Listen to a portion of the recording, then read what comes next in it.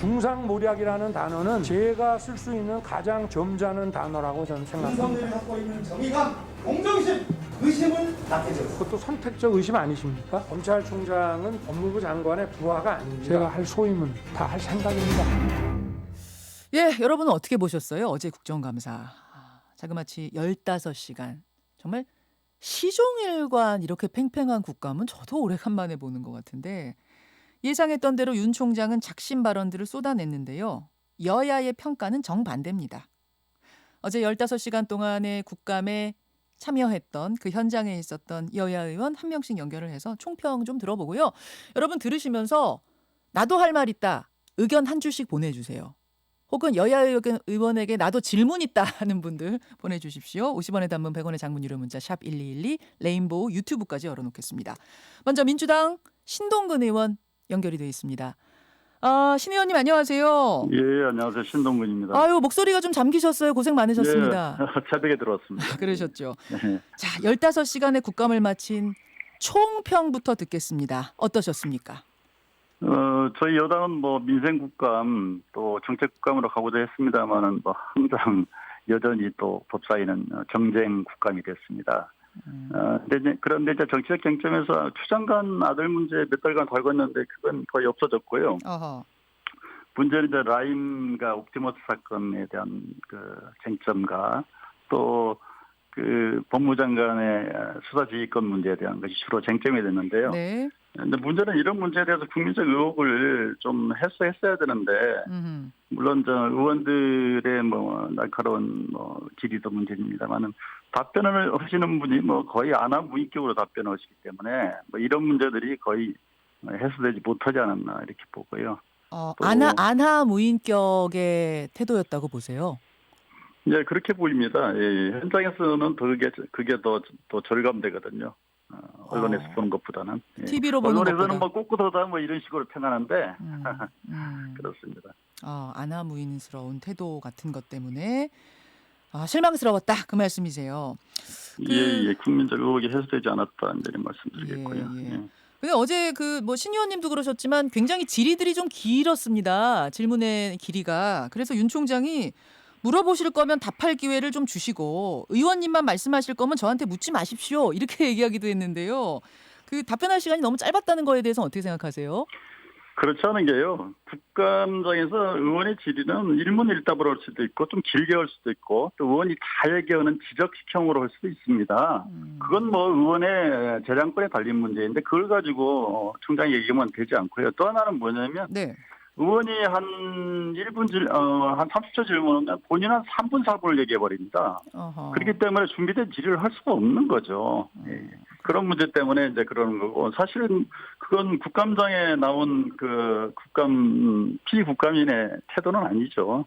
그렇게 보셨어요. 심지어는 예를 들어서 본인의 의사에 받지 않는다고 책상을 치고 또 끼어들기라고 심지어는 질의자를 비웃거나 면박을 주기도 하더라고요. 그러니까 사실은 국회의원은 국민의 관심사를 국민을 대신해서 질의하는 것이거든요.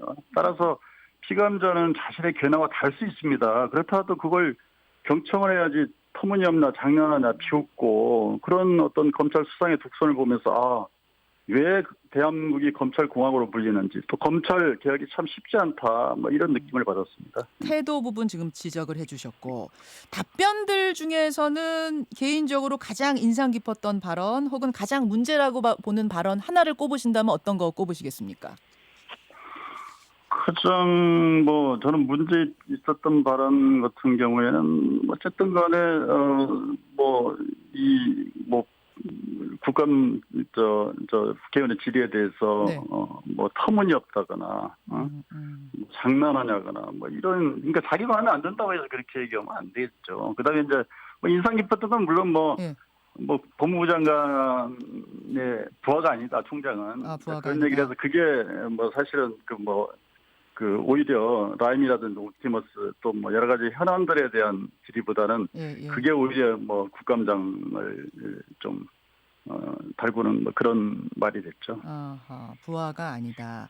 부하가 아니다라고 말을 하고 나자 김용민 의원이 부하 아니면 친구입니까? 이렇게 이제 또 되물었고 그러자 윤 총장은 아니 지난번에 추 장관이 내 명을 거역한다 어쩐다 이렇게 말씀을 하시니까 그거는 부하한테나 하는 말 아닙니까? 그래서 내가 부하다 지금 그 말을 쓴 거다 또 이렇게 윤 총장이 받아치고 뭐 이런 게 좀 있었어요.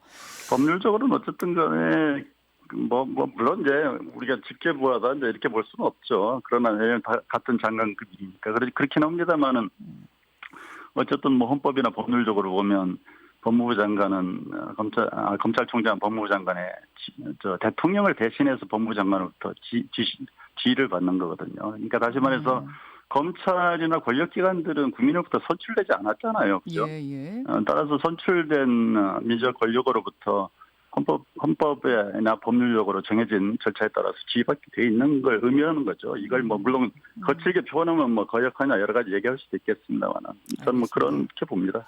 이게 무슨 얘기하다 이 얘기가 나왔냐면 수사지휘권 발동 문제 얘기하다 이렇게 나온 거예요. 예. 그 수사지휘권 발동한 거에 대해서 어제 윤 총장은 강하게 비판을 하더군요. 사기꾼, 그러니까 김봉현 말하는 겁니다. 사기꾼 말만 믿고 발동을 했다. 검찰청법 8조에 위배되는 비상식적인 지휘권 발동이었다. 이 부분 어떻게 생각하십니까? 저는 뭐 본인은 또 사기꾼이라고 얘기를 안 했다고 또 그러더라고요. 근데 뭐 사기꾼이라고 하기는 그렇지만 범죄인 뭐 이런 말을 바꾸더라고요. 예. 그랬는데 어쨌든 간에 저는 물론 저도 이제 피의자의 폭로나 자백만을 전적으로 믿을 수는 없죠. 그러나 이제 이 김봉현 회장이 구체적인 얘기한 내용의 구체적인 어떤 장소, 시기, 뭐 누구를 만났는지, 뭐 금액, 액수 이런 것들이 굉장히 특정돼 있는 게 구체적이에요. 예. 그런 부분이 있고, 그 다음에 적어도 두 가지는 확인이 되는 것 같아요. 하나는 뭐냐면 어쨌든 간에 검사들이 그 수사를 받을 피의자들과 같이 술집에 룸살롱에서 향을 받았다는 거 아니겠습니까? 술접대가 있었다는 거. 예, 뭐 보도 어제 JTBC 보도에도 나오던데 MBC나 여러 가지 보도에서 그러면 이게 적절한 행태가 아니지 않습니까? 사실 그러면 그런 문제가 제기되면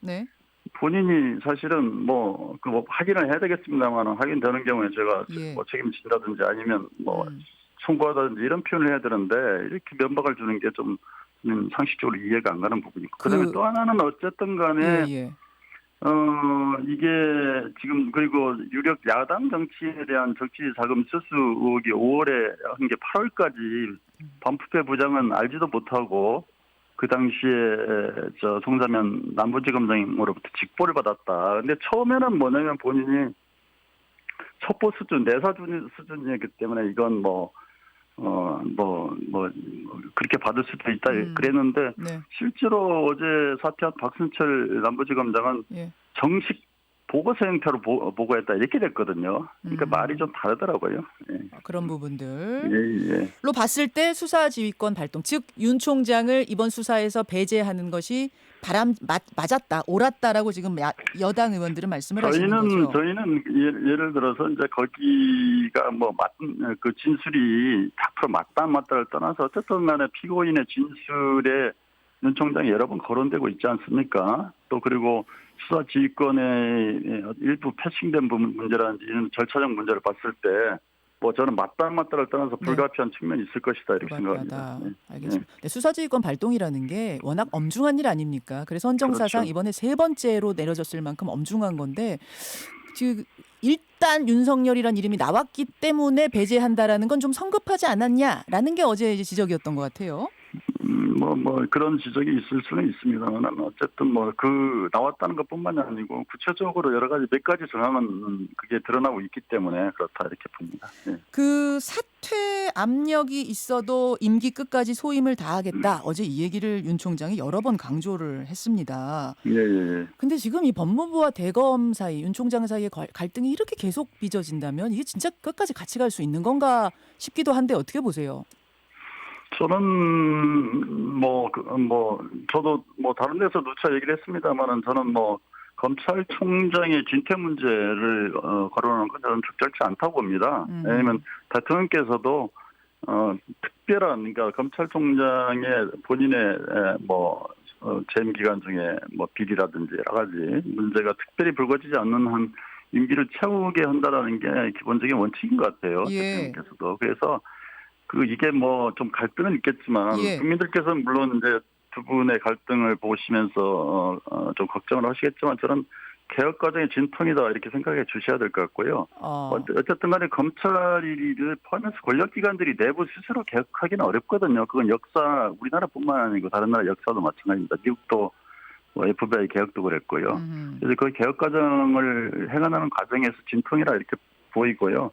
저는 검찰도 저 윤석열 총장의 검찰이 저는 과도기적 검찰이라고 봅니다. 그래서 그 실질적으로는 어쨌든 간에 민주적 통제와 권한 분산. 그다음에 지금 사실은 검찰총장제가 거의 그 독임제이고 스스로 혼자 다 거의 모든 걸 결정하고 장악하는 그 부분이라서 제왕적 검찰총장제인데 이런 부분도 저는 뭐 개선돼 나갈 것이기 때문에 저는 과도기적 현상이다 이렇게 봐주시면 임기 될 것 끝까지 같습니다. 가는 게 맞다. 지금 네, 요거는 맞습니다. 지지한다는 말씀. 저는 그렇게 생각합니다. 어제 네. 정치할 생각 있습니까? 이 질문에 대해서 임기 마친 후에 국민에게 봉사할 길이 뭔지 고민해 보겠습니다. 이런 답이 나왔거든요. 어떻게 해석하셨어요?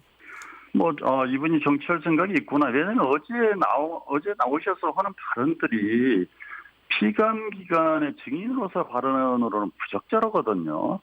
저는 오히려 거의 정치인 수준의 정치를 목표로 두고 발언하는 게 아닌가 싶은 그런 생각이 들더라고요. 그래서 저는 이분이 나오시고 나면 뭐 정치할 수도 있겠구나. 그리고 사실 또 야권에서는 유력한 대전주자가 없다 보니까 또 뭐 부를 수도 있는 부분이 있고 이렇게 봅니다만은. 근데 저는 이렇게 봅니다. 지난번에 한교안 대표도 봤지만 우리 국민들은 권력기관 출신들을 별로 좋아하지 않습니다. 왜 그러냐면 헌신과 희생보다는 어쨌든 간에 권력기관에 있는 자체가 뭐 거의 갑에 있쳐 있었기 때문에 저는 뭐 그렇게 봅니다. 해도 잘 안 될 거다 이렇게 보시는 거예요? 예, 저는 그렇게 봅니다. 알겠습니다. 여기까지 말씀 듣죠. 고맙습니다. 예, 감사합니다. 예, 더불어민주당 신동근 의원 먼저 만나봤습니다. 김현정의 뉴스쇼는 청취자 여러분의 참여로 이루어집니다. 트위터, 페이스북, 레인보우 게시판, 그리고 단문 50원, 장문 100원의 유료 문자 샵 1212, 우물정 1212 통해 참여하실 수 있습니다. 김현정의 뉴스쇼, 여러분과 함께 만듭니다.